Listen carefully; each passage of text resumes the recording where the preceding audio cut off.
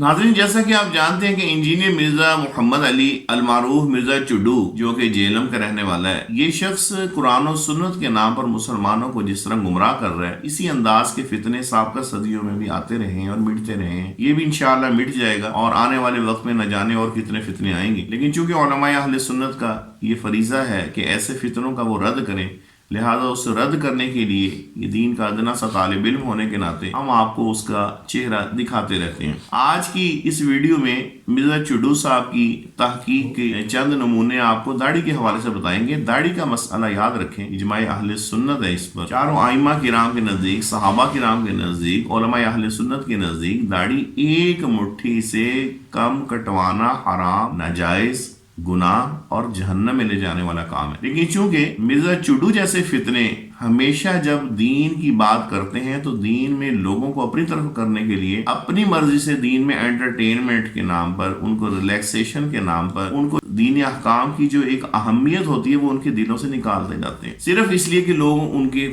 قریب ہو جائیں اور تاکہ دین کا ٹھپا بھی لگا رہے اور اس کے ساتھ مرضیاں بھی جو ہے وہ اپنے نفس کی انسان کرتا رہے۔ اسی سلسلے کی ایک کڑی داڑھی کے حوالے سے ہے، ذرا سنیے مرزا چڈو صاحب کی تحقیق کے چند نمونے کیا کہتے ہیں۔ عربی میں لحیہ، داڑھی کو لحیہ کہا جاتا ہے۔ لحیہ نہیں ہوتا چڈو، لحیہ ہوتا ہے۔ جس مسئلے پہ بات کرے اس مسئلے کا نام درست لینا سیکھو پہلے۔ پریفریبل تو یہ ہے کہ داڑھی ایک مٹھی ہونی چاہیے۔ صحابہ کا اجماع ہے کہ داڑھی سنت مٹھی ہے، اس سے کم داڑھی گناہ تو نہیں ہے لیکن سنت سے محرومی ہے۔ ناظرین، آپ نے سن لیا کہ صحابہ کرام کا اجماع ہے کہ داڑھی سنت مٹھی ہے، لیکن اس سے آگے جو ہے اپنی امینڈمنٹ کرتے ہوئے، اپنا جو ہے وہ ڈکوسلا چلاتے ہوئے کہتا ہے کہ اس سے کم گناہ تو نہیں ہے لیکن سنت سے محرومی ہے۔ چڈو صاحب، یہ کون سی آیت اور حدیث کا ترجمہ ہے کہ جس میں یہ لکھا ہوا ہے کہ مٹھی سے کم اگر داڑھی ہو تو پھر گناہ نہیں ہے اور سنت سے محرومی ہے؟ اور آپ جو ظاہری بات ہے کہ آپ تو علمی کتاب بھی ہے نا، اب آپ کا تو ہم گٹروں والا اجتہاد نہیں نا قبول کر سکتے امت مسلمہ کے مقابلے میں، تو ذرا اس پہ حوالہ ضرور دے دیجیے گا۔ اس امت میں پہلا بندہ جس نے یہ ساری مصیبت کھڑی کی ہے وہ شاہ عبداللہ محدث دہلوی ہے، المتوفی 1052 ہجری، وہ بھی صرف فقہ حنفی میں۔ اس نے لکھا ہے کہ مٹھی داڑھی واجب ہے، اس کے بعد سب لوگ شروع ہیں۔ پہلے کسی جگہ آپ نہیں دکھائیں گے کہ مٹھی داڑھی کو کسی نے واجب کہا ہو۔ یہ ہے اس کا یہ جو انداز۔ اب دیکھیں، اس نے سب سے پہلے جناب سیدنا حضرت شیخ محقق علی الاطلاق شیخ عبدالحق محدث دہلوی علیہ رحمہ، ان کی شان میں جو تبرہ بازی کی ہے کہ سب سے پہلے معاذ اللہ جس نے یہ مصیبت کھڑی کی ہے، یعنی ایک مٹھی داڑھی، خود تسلیم کر رہا ہے کہ صحابہ کرام کا اجماع ہے اور اسی کو پھر یہ مصیبت بھی کہہ رہا ہے۔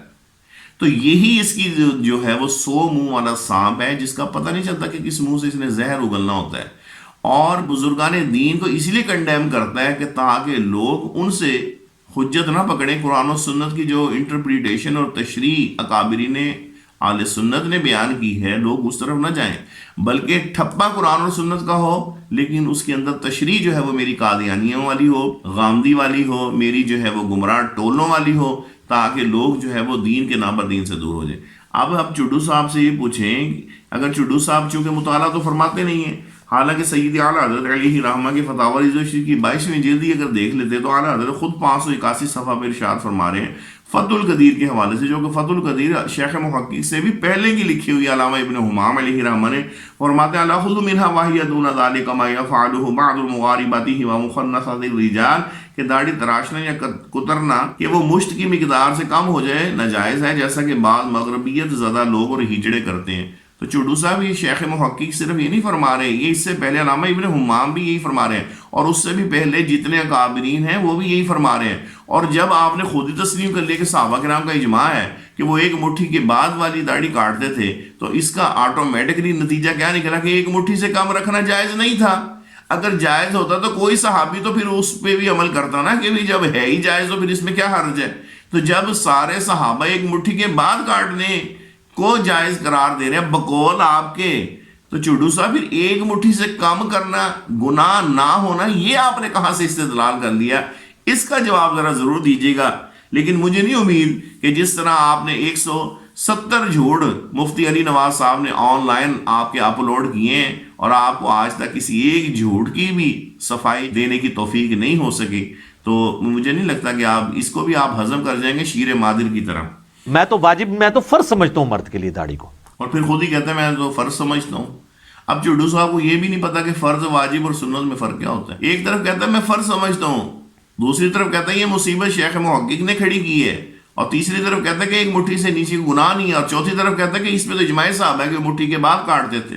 اتنی داڑھی رکھنا کہ جسے عرف عام میں داڑھی کہا جائے یہ سنت ہے، بلکہ فرض ہے عرف عام والی. اب یہ جو تعریف چڈو صاحب نے کی ہے کہ اتنی داڑھی رکھنا جس کو عرف عام میں داڑھی کہا جائے وہ فرض ہے. چڈو صاحب یہ آپ نے قرآن پاک کی کون سی آیت اور کون سی حدیث پاک سے ترجمہ کی ہے؟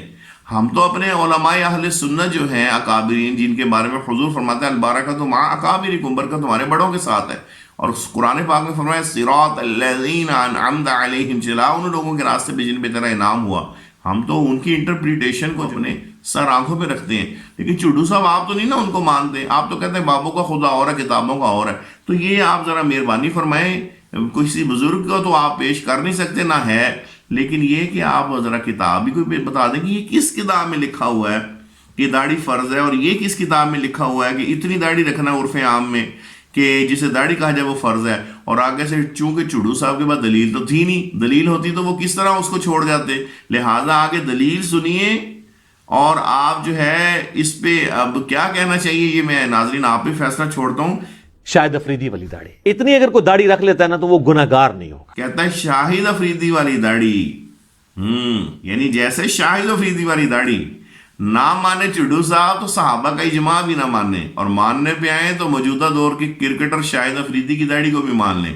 اب شاہد افریدی کی داڑھی دکھا کے ایک طرف انہوں نے شاہد افریدی کا جو ووٹ تھا وہ اپنی طرف کھینچا، کیونکہ تصویر بھی تو لگانی تھی نا، اس کی تصویر لگا کے پھر سبسکرائبر ملنے تھے، اور دوسری طرف شیخ محقق پہ تبرہ بازی کی، اور تیسری طرف جو ہے وہ چڈو صاحب چونکہ بھول گئے. چڈو صاحب اصل میں جواب دینا چاہ رہے تھے کہ جو وہابی ذرا لمبی داڑھی رکھتے ہیں تو اس کی نفی پر، اور اس وقت یہ بھول گئے کہ تھوڑی دیر پہلے میں نے اسی چیز کی تو نفی کی تھی کہ ایک مٹھی جو ہے اس سے کم رکھ سکتے ہیں.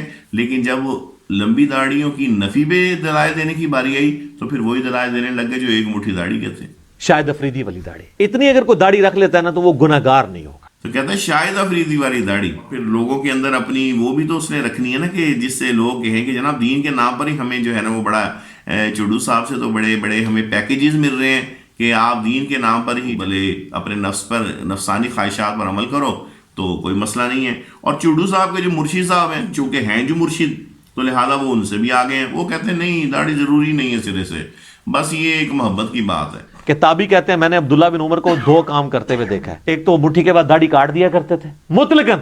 اب چڈو صاحب جو ہے وہ خود کہہ رہے ہیں کہ عبداللہ ابن عمر رضی اللہ تعالی عنہما مٹھی سے زائد بال کاٹ دیتے تھے. تو چڈو صاحب جب وہ مٹھی سے زائد بال کاٹ دیتے تھے تو پھر مٹھی سے کم جائز کیسے ہو گئی؟ اس کے بارے میں نہیں آپ نے ارشاد فرمایا. یہی عبداللہ ابن عمر ہیں کہ اگر چھینک میں لفظ زیادہ ہو گئے تو یہ چڈو صاحب اچھل اچھل کے کہہ رہے ہوتے ہیں کہ انہوں نے کہا کہ تم نے چھینک میں زیادہ لفظ کہہ دیے، یہ تو مطلب بدعت ہو گئی. اس سے قطع نظر کہ وہ بدعت حسنہ تھی یا سیئہ تھی. لیکن وہی عبداللہ ابن عمر جب وہ داڑھی کے حوالے سے ایک مقدار بتا رہے ہیں اور چڈو صاحب وہابیوں کا رد کر رہے ہیں کہ جناب تم جو لمبی لمبی داڑیاں رکھتے ہو اتنی نہیں ہونی چاہیے کہ جس سے چہرہ انسان کا اچھا نہ لگے. اور اس بات میں ہم بھی اہل سنت کا بھی یہی طریقہ کار ہے کہ داڑھی ایسی ہی ہو کہ جس سے انسان کا چہرہ خوش نما لگے. اور وہ ظاہر ہے کہ اتنی لمبی داڑیاں جن کو دیکھ کر وحشت سی انسان پہ طاری ہو وہ درست نہیں ہے. لیکن چڈو صاحب یہ بھول گئے کہ یار میں ان کی وہابیوں کا اس بات کا جو میں رد کر رہا ہوں، تو اس رد کرتے کرتے میں وہ جو پیچھے اپنا موقف چھوڑ آیا ہوں کہ ایک مٹھی سے کم کٹوا سکتے ہیں تو اس کی بھی نفی ہوتی ہے. اور لہٰذا چڈو صاحب نے بتا دیا کہ نہیں مٹھی سے اس بعد کاٹ سکتے ہیں. تو چڈو صاحب ہمارا بھی یہی موقف ہے کہ مٹھی کے بعد کاٹ سکتے ہیں، لیکن آپ نے تو یہ دعویٰ کر دیا کہ مٹھی سے پہلے بھی کاٹ سکتے ہیں تو گناہ نہیں ہے، بس سنت کی خلاف ورزی ہے. اور دوسری طرف آپ کہتے ہیں کہ نہیں یہ فرض بھی ہے، داڑھی جتنی افریدی کی ہے اتنی رکھنا فرض ہے. نہ آپ نے فرضیت اس کی ثابت کی افریدی جتنی داڑھی کی مقدار، نہ آپ نے کام کو یہ ثابت کیا کہ یہ انسان اس سے گناہ گار نہیں ہوتا. یہ بات آپ نے کہاں سے لی ہے یہ آپ نے ہمیں بتانی ہے. اسی لیے شیخ زبیر علی زئی کی دو ریکارڈنگز ہیں جو میں نے خود کی ہیں ویڈیو میں. اہل حدیث عالم تھے، وہ کہتے تھے یہ 14ویں صدی کے ہمارے اہل حدیث علماء نے مسئلہ گھڑا ہے کہ مٹھی کے بعد داڑھی کاٹنا حرام ہے. وہ کہتے ہیں اجماع ہے امت کا کہ داڑھی مٹھی کے بعد کاٹ سکتے ہیں. انہوں نے کہا صحابہ کا اجماع ہے. یہاں چڈو صاحب مان گئے کہ وہابیوں کا مولوی زبیر علی زئی جو اس کا بابا بھی ہے اس نے کہا ہے کہ جناب یہ جو لمبی لمبی داڑیاں رکھتے ہیں نا یہ مسئلہ گڑا ہے. تو جی وہ گڑا ہے یا نہیں گڑا ہمارا تو اس سے کوئی تعلق نہیں ہے، نہ ہم اس کے قائل ہیں. لیکن اتنا ضرور پتہ چل گیا کہ چوڈو صاحب زبیر علی زئی جس طرح یہ مانتا ہے نا کہ وہابیوں نے یہ مسئلہ لمبی داڑھی والا گڑا ہے، تو چوڈو صاحب ایک مٹھی سے کم والا مسئلہ بھی آپ نے گڑا ہے، تو گڑنے میں آپ اور وہابی ایک ہی ہو گئے۔ ویسے آپ کہتے ہیں نہ میں وہابی تو نہ میں بابی، تو چوڈو صاحب آپ بابی بھی ہیں اور آپ وہابی بھی ہیں۔ آج آپ نے شاہد افریدی کو بابا بنا لیا، اور جب آپ کا دل کرتا ہے تو آپ کہتے ہیں کافر کی تفسیر معتبر ہے، پھر آپ کے بابے کافر ہوتے ہیں، تو ان کی پھر محبت جو ہے وہ آپ کے دل میں جوش مار رہی ہوتی ہے، اور مرزا غلام قادیانی کی پھر آپ بالکل روش پہ چلتے ہوئے کہ وہ بھی جتنے بھی انبیاء کرام تھے، صحابہ کرام تھے، بزرگان دین، وہ ان پہ بھونکتا تھا کتے کی طرح۔ لیکن آپ دیکھ لیں کہ سری کرشن ہو ہندوؤں کا، کسی اور مذہب کا وہ کوئی ہو، تو اس حوالے سے جو ہے اس کی لینگویج کچھ اور ہوتی تھی، اگر جب بعض اوقات ان کو بھی نہیں وہ چھوڑتا تھا۔ اور یہی طریقہ آپ کا ہے کہ آپ کو بھی اگر پیار آتا ہے تو کافروں پہ آتا ہے، دنیا داروں پہ آتا ہے، اور جب آپ کی زبان کتے کی طرح نکلتی ہے تو پھر اس میں نہ اللہ کے رسول محفوظ رہتے ہیں، نہ صحابہ کرام، نہ بزرگان دین، نہ علماء اہل سنت۔ کہ تابعی کہتے ہیں میں نے عبداللہ بن عمر کو دو کام کرتے ہوئے دیکھا ہے، ایک تو وہ مٹھی کے بعد داڑھی کاٹ دیا کرتے تھے مطلقاً، اور یہاں پہ دیکھیں مان گیا کہ مطلقاً عبداللہ ابن عمر مٹھی کے بعد کاٹتے تھے، یعنی وہ صرف حج کے ساتھ خاص نہیں ہے بلکہ مطلقاً۔ اور بھی بہت ساری احادیث مبارکہ ہیں جس میں اس کی صراحت موجود ہے، لیکن اور پھر آگے امام مالک کے حوالے سے کیا کہتا ہے ذرا وہ بھی سن لیجئے۔ امام مالک کی جرت ہے کہ عبداللہ بن عمر پہ بول جائیں؟ کہتا ہے امام مالک کی جرت ہے کہ عبداللہ ابن عمر پر بول جائے، معاذ اللہ، یعنی امام مالک کی جرت نہیں ہے لیکن چوڈو کی جرت ہے، اور چوڈو صاحب جو ہے وہ اجماع صحابہ کے خلاف بول رہے ہیں، لیکن امام مالک کے بارے میں جو جن کا یعنی کوئی تصور بھی نہیں ہے، کہتا ہے کہ ان کی جرت ہے کہ وہ بول جائیں۔ یعنی ظاہر عبداللہ ابن عمر تو بڑی ہستی ہے، اس میں کوئی شک ہی نہیں ہے، لیکن ہم پوچھتے یہ ہیں کہ آپ تو امام مالک نہیں ہیں، آپ تو امام مالک کی گلی کے جو کتے ہیں ان کے بھی برابر نہیں ہیں، تو آپ پھر کیوں اجماع صحابہ پہ بول رہے ہیں جو صحابہ کرام کے اجماع ثابت ہے؟ اور یہی چوڈو صاحب جو ہے وہ گھوڑے کی دموں والی جو روایت ہے رفع یدین کی ممانعت کی مسلم شریف کی، اس حوالے سے جب یہ ریمارکس پاس کر رہے تھے تو ذرا ان کے الفاظ سن لیجیے۔